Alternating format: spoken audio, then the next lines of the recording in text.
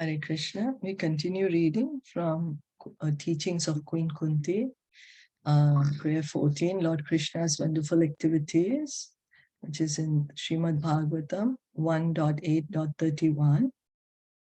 My dear Krishna, Yashoda took up a rope to bind you when when you committed an offense, and your perturbed eyes overflooded with tears, which washed the mascara from your eyes, and you were afraid, though fear personified is afraid of you. The sight is bewildering to me. So we have been reading the purport by His Divine Grace A.C. Bhaktivedanta Swami Srila Prabhupada. We'll continue with that.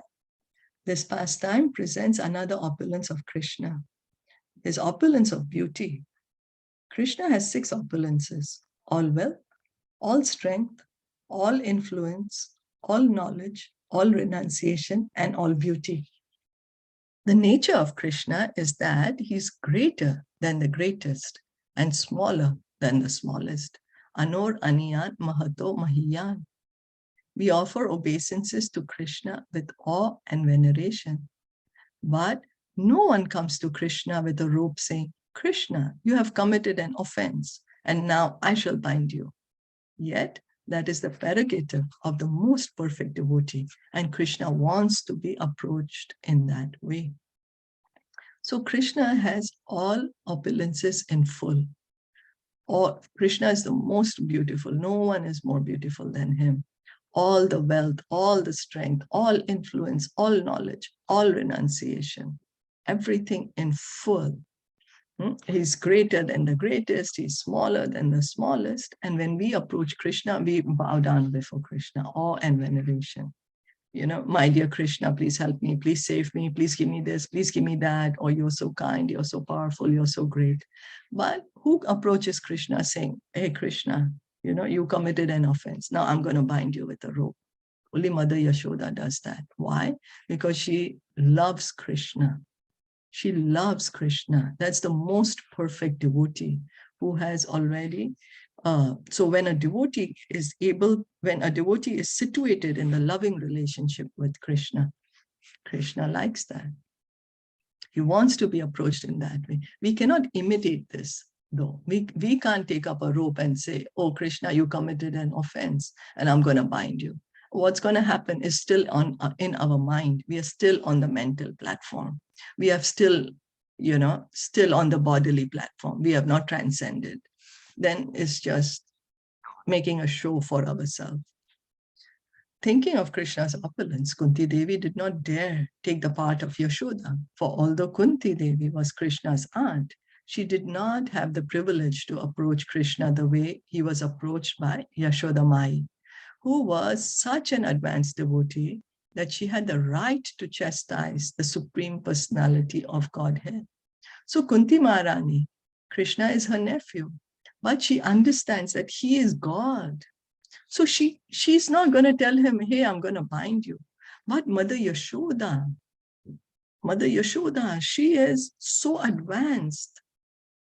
Her love, her devotion is so advanced that she has the right to chastise God. She is God's mother. She is God's mother in Golok Vrindavan. God, Krishna, he has a mother and her name is Yashoda. So she has the right to do that. So that was Yashoda Mai's special prerogative. Kunti Devi was simply thinking of how fortunate was Yashoda Mai that she could threaten the Supreme Personality of Godhead, who's feared even by fear personified. Bir api yad bibeti. Who is not afraid of Krishna? Who is not afraid of Krishna? No one. But Krishna is afraid of Yashoda Mai. This is the super excellence of Krishna. So everyone is afraid of Krishna. Each and every living entity is afraid of Krishna. Because of fear of Krishna, the sun rises and sets in its orbits. The planets are moving in the orbit. The seeds are fructifying, turning into plants. Because of fear of Krishna, everything is happening in an orderly manner.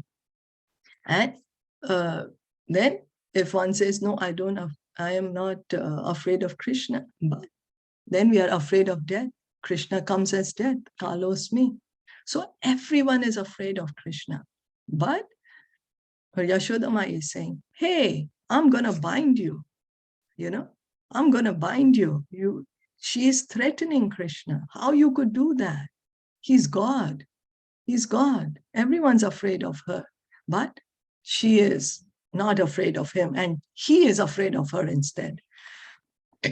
So this is an opulence of Krishna. This is his opulence. He's God, yet he's afraid of his mother. This is his sweetness.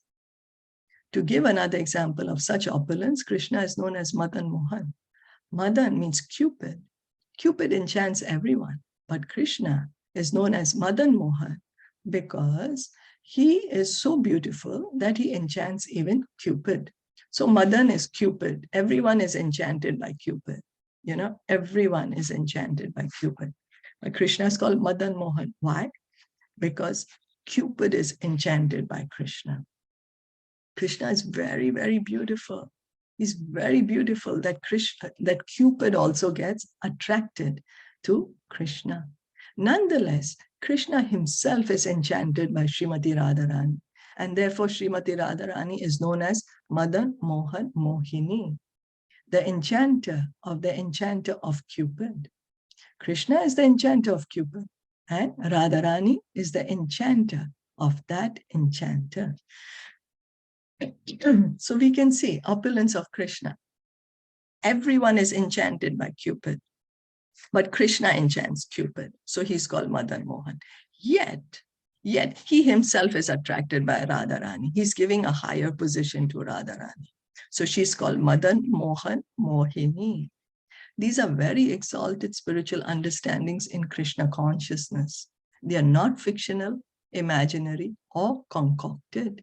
They are facts, and every devotee can have the privilege to understand and indeed take part in Krishna's pastimes if he is actually advanced. So these are very, very high topics, very high on the spiritual level. These are not material things.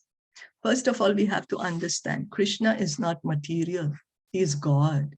So everything related to him is spiritual. It's not material. So these dealings between him and his devotees are not material.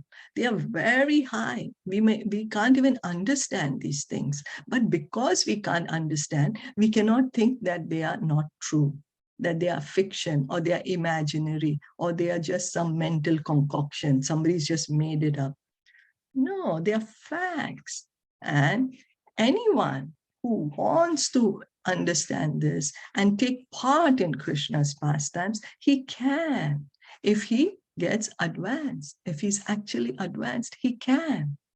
We should not think that the privilege given to Mother Yashoda is not available to us. Everyone can have a similar privilege. If one loves Krishna as one's child, then one will have such a privilege because the mother has the most love for the child. Even in this material world, there is no comparison to a mother's love. For a mother loves her child without any expectation of return. Of course, although that is generally true, this material world is so polluted that a mother sometimes thinks, my child will grow up and become a man, and when he earns money, I shall get it. Thus, there is still some desire to get something in exchange. But while loving Krishna, there are no selfish feelings, for that love is unalloyed, free from all material gain, anyabhilashita shunyam. So it's not Mother Yashoda, she is loving Krishna that he'll grow up and he will give me some money. No, it's just pure love. In the material world, Prabhupada would say we can get some idea of love when we see a mother and her child. The mother is serving the child so much. She does not care. Full night she stays awake, taking care of a small baby. The baby is crying at all times, just wants milk, or, needs to be comforted or changed. The mother does this out of love. So, but he's saying the material world is so polluted that sometimes even the mother might think, oh, my baby will grow up, then he's going to support me, he will give me some money. But on the spiritual level, there is no such There is no such expectation of return. It is just based on love. Just love. Where there is love, there is no expectation of no expectation.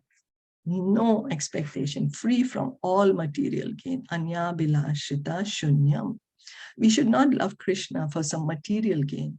It is not that we should say, Krishna, give us our daily bread, and then I shall love you. Krishna, give me this or give me that, then I shall love you. There should be no such mercantile exchanges, for Krishna wants unalloyed love. Krishna wants unalloyed love. And that is, love for God is there in every living entity. It doesn't mean that because we have forgotten our relationship with God, that relationship does not exist. No, it very much exists. And we can revive our relationship with God. And the process to revive that relationship in this age of Kali is by chanting the holy name. By chanting the holy name. Our relationship in the material world are material.